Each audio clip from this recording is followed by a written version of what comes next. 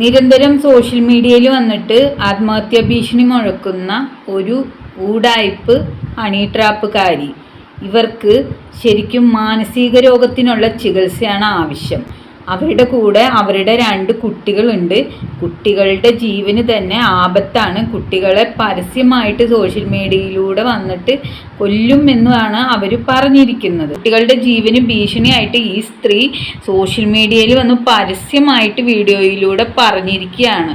അപ്പോൾ എന്ത് ധൈര്യത്തിലാണ് കുട്ടികളെ ഇവരുടെ കൂടെ ഇനി നിർത്തുക? ബാലാവകാശ കമ്മീഷൻ തീർച്ചയായിട്ടും ഇതിനെതിരെ നടപടി എടുക്കണം.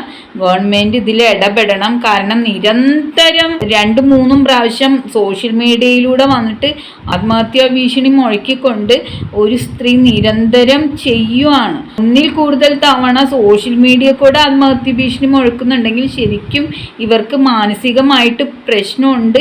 ശരിക്കും ഇവർക്കൊരു മാനസിക രോഗ വിദഗ്ധനെയാണ് ഇവരെ കാണിക്കേണ്ടത്. ഈ മാനസിക രോഗത്തിനുള്ള ചികിത്സ തേടുക എന്നുള്ളൊരു കാര്യം ഇവിടെ അനിവാര്യമാണ്. അതിൻ്റെ കൂടെ കുട്ടികളെ ഇവരിൽ നിന്നും സംരക്ഷിക്കേണ്ട ഒരു കാര്യം ഗവൺമെൻറ് കുട്ടികളുടെ ചുമതല ഏറ്റെടുക്കേണ്ട ആവശ്യമുണ്ട് എന്ന് തന്നെയാണ് എനിക്ക് പറയാനുള്ളത്.